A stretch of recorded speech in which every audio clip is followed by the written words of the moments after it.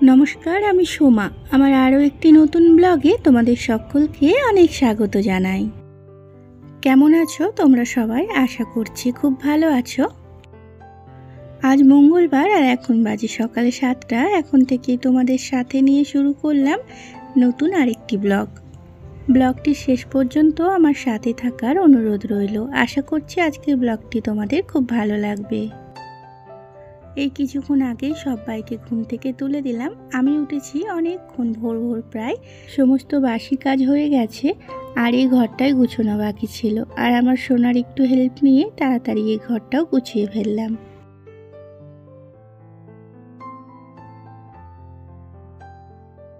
আর এই তো বেশ কিছুক্ষণ পর আবার এলাম। সবাইকে জলখাবার বানিয়ে খাইয়ে দিয়ে এসে রান্না বসাবো। তাই কিছু বাসন ছিল, নতুন বাসন, তো সেগুলো একটু করে ধুয়ে নিচ্ছি। এই কড়াটা আর এই দুটো ডেকচি কালকেই কিনে এনেছি, আর সাথে এই খুন্তিটা।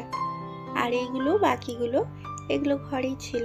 এইগুলো লক্ষ্মী পুজোর সময় নারকেল নাড়ু ঠাকুরের ভোগ বানাতে ব্যবহার করি, তো বাকি সময় তুলেই রেখে দিই। তো তাই পেরে এগুলো একটু ধুয়ে নিচ্ছি।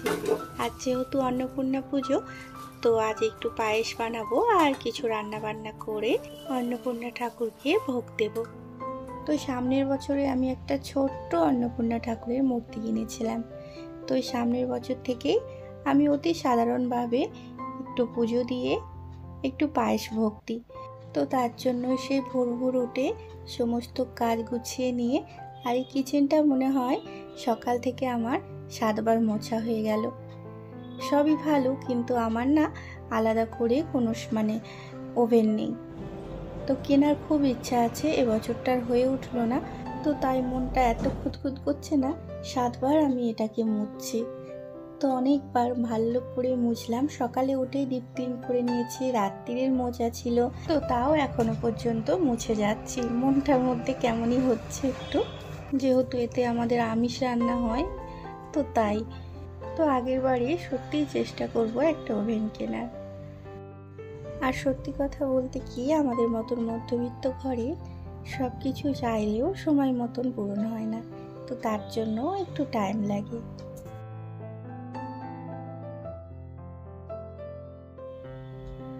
আর এই তো দেখো রান্না বান্না করব, তো তাই কেটে বেটে নিচ্ছি। আজকে আমার অনেক কাজ, তাড়াতাড়ি রান্না বান্না করে আবার পুজো করতে হবে, তো তাই একটু তাড়াতাড়ি রান্নাটা বসিয়ে দিলাম। আর এই তো রান্না বসানোর আগে একটু গঙ্গা জল ছিটিয়ে নিচ্ছি কিচেনটাতে। তো তারপরে সবজি টবজিগুলো ধুয়ে রান্না বসিয়ে দেব।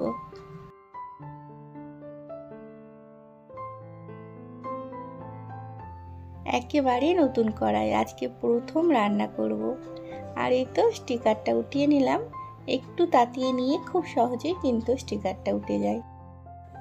আর কড়াইয়ে মানুষে তরকারি বাটি রান্না করে, আর আমি দেখো নতুন কড়াইয়ে পায়েস রান্না করছি।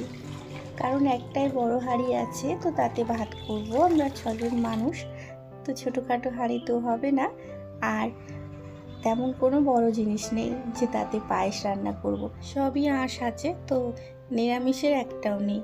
তো তাই কি করব, এই কড়াটাতেই আমি আজকে পায়েস বানাবো। দুধ দিয়ে দিলাম, দুধ দিয়ে চালটাকে ভালো করে ধুয়ে চালটাও দিয়ে দিলাম ওতে। পায়েসটা একদিকে হচ্ছে আস্তে আস্তে, আর অন্যদিকে শাকটা ভেজে নিচ্ছি, আর এদিকে ভাতও বসিয়ে দিয়েছি।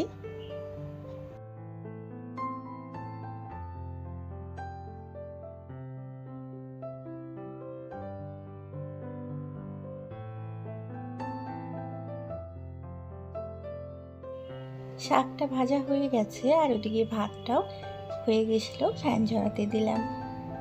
আর এই তো দিয়ে আলু ভেজে নিচ্ছি। আর এদিকে পায়েসটাও কিন্তু হবু হবু হয়ে এসেছে।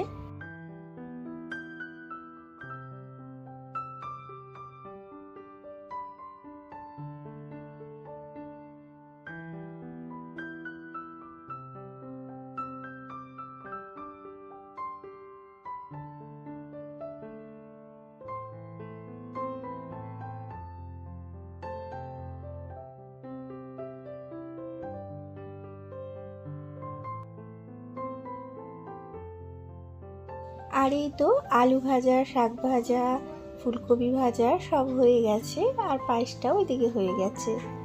তো দিয়ে যে কড়াটা খালি করে এতে আমি তরকারি করে নেব।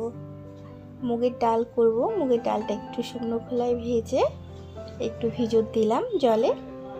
আর এই যে পনিরের তরকারি করব আজ। আর এই তো আদা, টমেটো, গরম মশলা মানে দারচিনি, এলাচ, লবঙ্গ, গোটা গরম মশলাগুলো আর শুকনো লঙ্কা সব একসঙ্গে মিক্সিতে পেস্ট করে নিয়ে মশলা বানিয়ে নিলাম। এবার শুধু নুন আর হলুদ দিয়ে দিলাম একটু, আর একটু চিনি সামান্য দিয়ে মশলাটাকে কষিয়ে আলু দিয়ে দেব। কাঁচা পনির রান্না করলে আমার সোনারা একদম খেতে চায় না, তো তাই সামান্য একটু পনিরটাকে ভেজে নিলাম।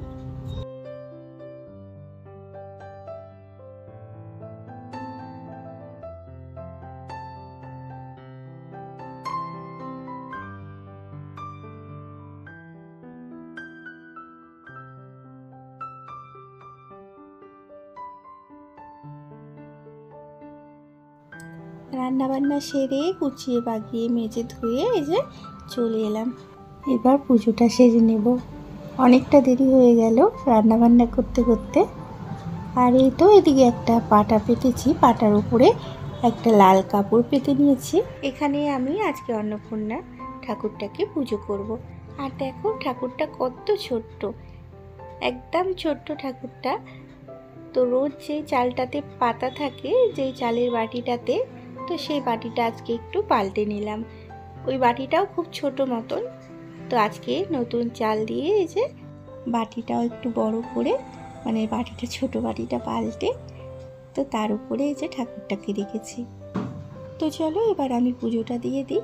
একদম সাধারণভাবে পুজোটা দিই আমি। আর এই তো প্রথমেই গঙ্গা জল দিয়ে একটু স্নান করিয়ে নিচ্ছে।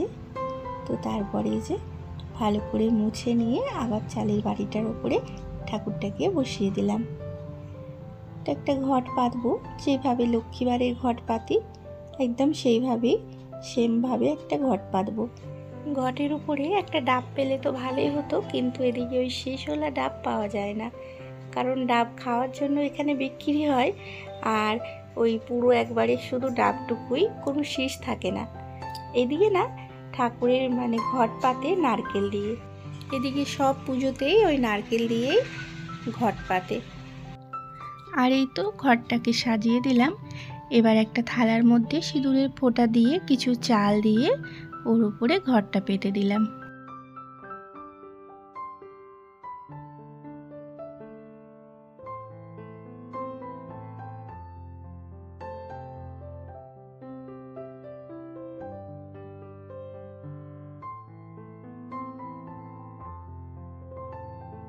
তোমরা যারা এই পুজোটা করো না, এই পুজোটা করবে, অতি সাধারণভাবেই করবে।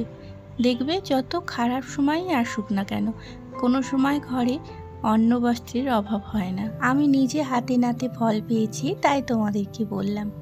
কোনো নিয়ম লাগে না, কোনো মন্ত্র লাগে না। এই 2 বছর ধরে অতি সাধারণভাবেই এই পুজোটা আমি করেছি।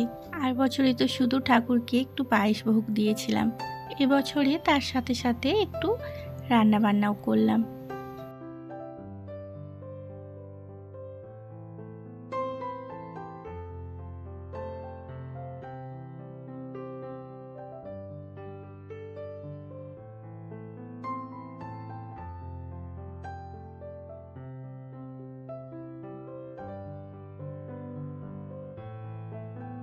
আর এই তো মনের ভক্তি থেকে অতি সাধারণভাবে আমি আজকে অন্নপূর্ণা পুজো করলাম। আর সবার আগে কিন্তু আমি আমার রোজের নিত্য পুজোটাও করে নিয়েছি। তো বন্ধুরা, ব্লগটা কিন্তু অনেকটা বড় হয়ে যাচ্ছে, তো আজকের মতন ব্লগটা আমি এখানেই শেষ করলাম। আবারও দেখা হবে তোমাদের সাথে একটা নতুন ব্লগে। তো তোমরা ভালো থেকো, সুস্থ থেকো। আর আমার ব্লগগুলি ভালো লাগে, এই ধরনের ব্লগ প্রতিনিয়ত দেখার জন্য আমার চ্যানেলটিকে সাবস্ক্রাইব করার অনুরোধ রইল।